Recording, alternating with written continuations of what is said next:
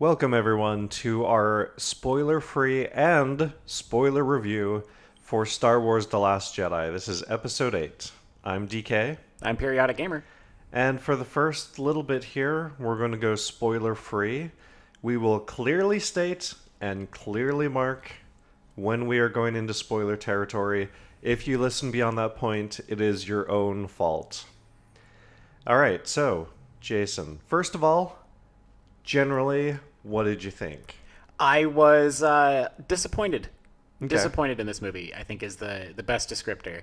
They had a lot of really, really good ideas and a lot of scenes that were beautiful and just well done and well written cinematic masterpieces. I'd agree. And 80% of it was fluff. I wouldn't put it quite that high. I believe I said 70, though, so almost as high. Yeah, most of this movie was like conflict for the sake of conflict and pacing issues. Okay, so what would you say is the film's biggest flaw without going into spoilers? This film didn't know how to wrap up its conflicts in a satisfactory way. Right.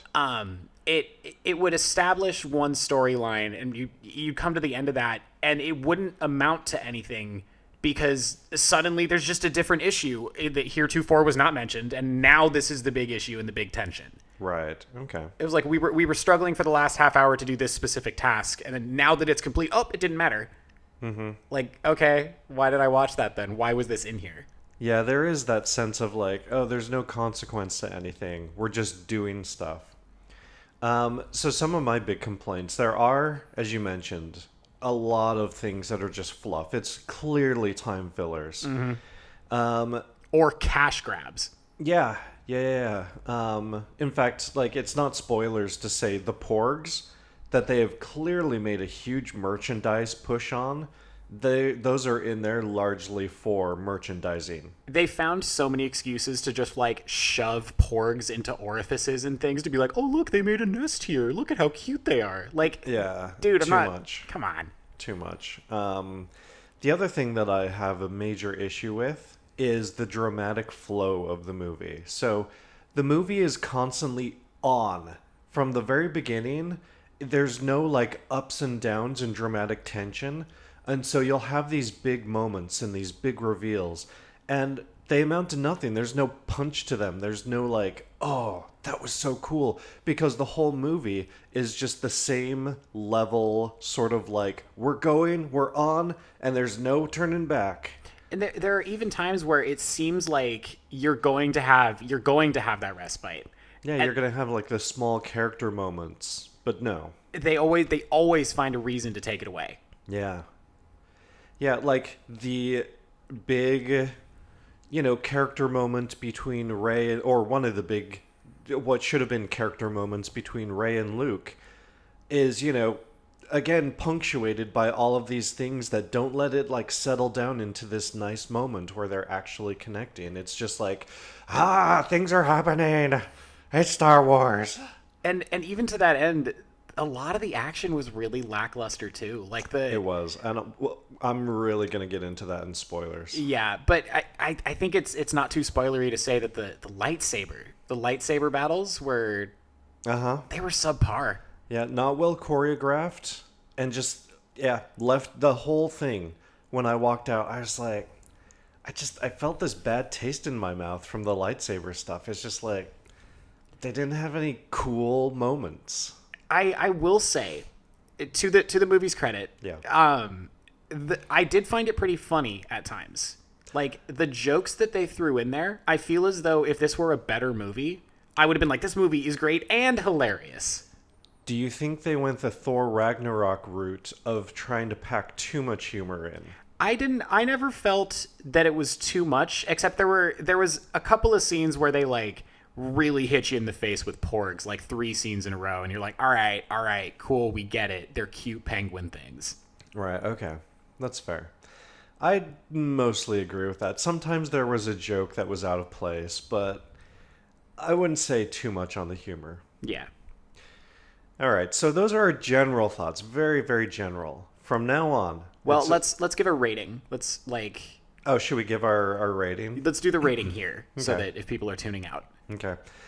Honestly, I'm conflicted. So our scale, again, is Yeah. worth seeing in theaters. Yeah, worth paying to see, worth seeing for free, or not worth seeing.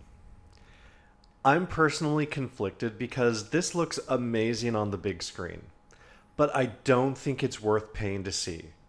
If someone invites you along to the theaters, like definitely go. Like if they're paying.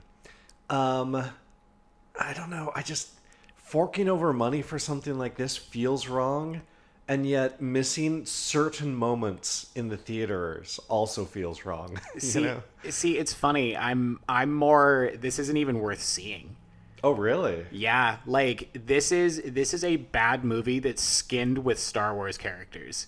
Okay. If it weren't a Star Wars movie, I would leave this. I would have left this movie being like, this was a bad space adventure movie that didn't know what its plot was doing. Okay.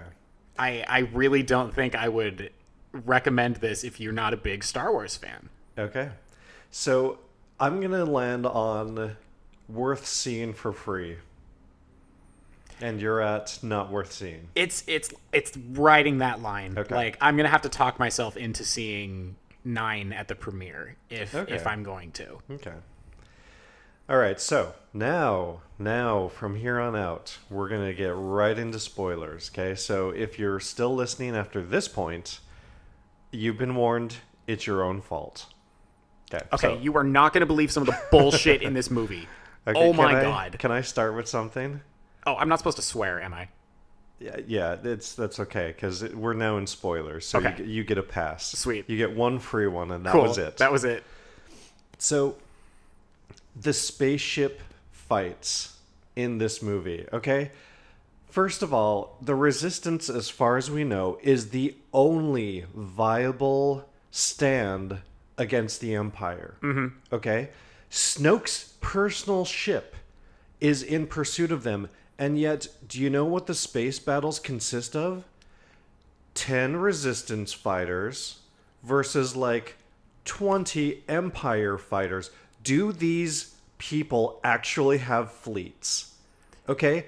There's the space battles, they're supposed to be so big and spectacular, but it's like there are like 15 ships flying around. How is that a visual spectacle, and how is that a representation of a Star War? That and every single battle in this one that's a large scale war boils down to protect the one that's clearly going to succeed. Like Yeah. ah Yeah, like when they've got all of the big like new modified AT-ATs or AT-ATs, I guess a lot of people call them. They're like coming up the salt drifts or the salt plains. And they even say, oh, there are 13 small vehicles headed toward us. 13 vehicles. Like, here's your resistance. Granted, it's getting smaller by the minute because they keep dying. They keep sacrificing themselves.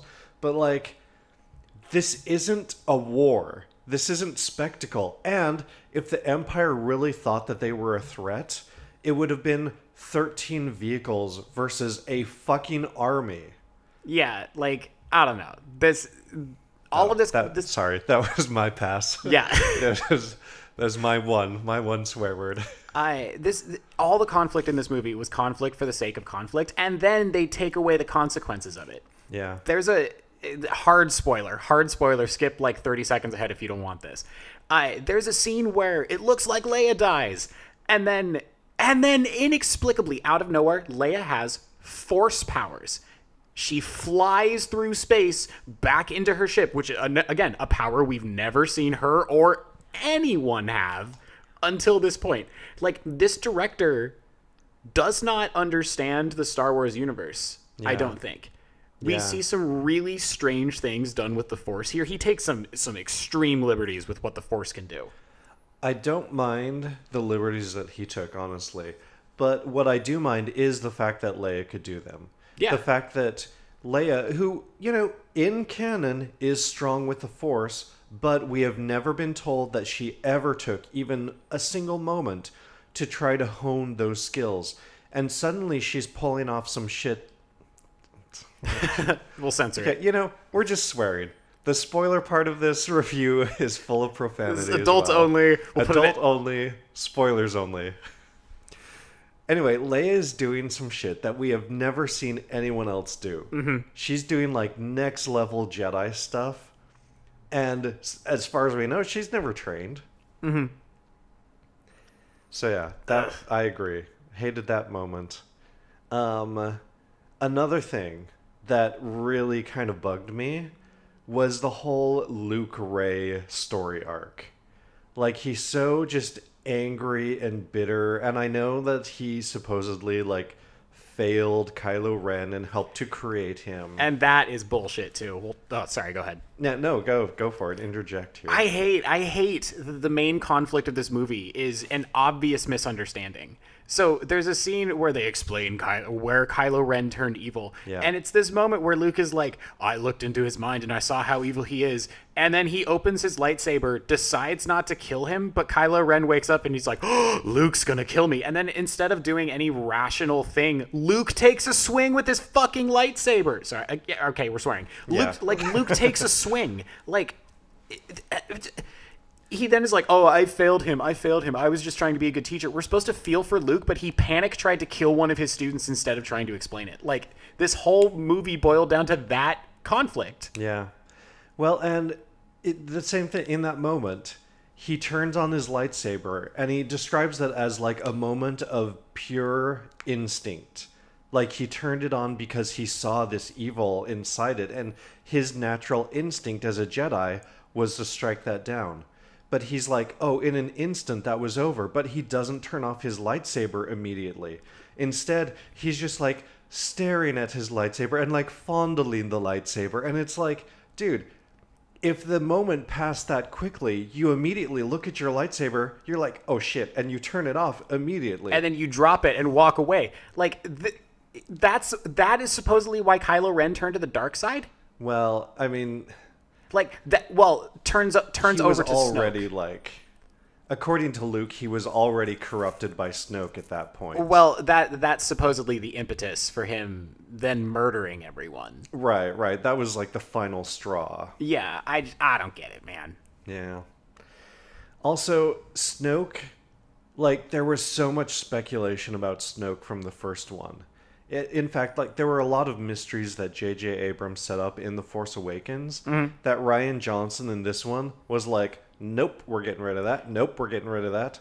Because Snoke was just this shit character.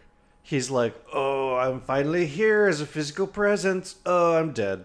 Yeah, he was a weak and cocky, like, just sociopathic loser. Yeah. He wasn't... Whatever. He's pointless. I'm so mad. They just offed Snoke in the most, like... Oh, he's dead now. Yeah. I was left confused. Because I'm like, he is supposedly the strongest Sith Lord ever. Yep. There's no way he died from that. Oh, he was dead. Because screw the previous director, right? Screw his direction he wanted to go with the movie. Yeah. Like, I don't know if these directors hated each other or something, but this movie is just, hey, you had ideas. Screw you for having ideas. I'm going to burn them all down and try and do a crappier version of Star Wars 5. Yeah. Now, so we're running out of time here, or at least for how long I'd prefer to be. Right. So let's end this spoiler section with one thing that you actually did enjoy about the movie. Silence. Oh, that's telling. I'll go first if you want. Please Okay. go first. The moment where Admiral or Vice Admiral, whatever, Holdo takes the cruiser and heads into light speed. What do they call that in Star Wars? God, I'm such a... I don't know. They jump to light speed. Is that just what they call it? Is jumping to light? It's not. Okay. So she jumps to light speed, and it's like on a crash course with the main like dreadnought cruiser from the Empire or the First Order, and so she just like rips through it, and visually, It is gorgeous. It is a beautiful, beautiful sequence. It has a lot of impact. I found it really quite breathtaking. And there are a couple of moments like that. Like, in spite of all the bad things that I've said, there are a couple of moments like that where I was just like, wow, that was well done. I think my favorite moment was like 2 or 3 minutes into the movie. Okay. I really liked at the beginning of the movie when the general working for the bad guys. Wow. General Hux. Yeah, General Hux. When he fails his mission and then the big projection of Snoke appears in front of him, and then he just like force chokes him to the ground from a long distance away through the projection. Yeah, he's like ragdolling him. Yeah, that was really cool. Okay. Like that was a really cool show of force from the evil guy. I was super pumped for the movie after that scene. Okay. All right. Okay, well, we could go on, trust me. We have. When we got home from this movie, we spent a good hour and a half just ranting at each other about it. Overall, you know, you'll find a lot of different... I know people who loved this. And so if you're really curious, you know, do go see it for yourself, I suppose. But these have been our thoughts on it anyway. Thanks for joining us here. We have a whole bunch of shit we hope you're following.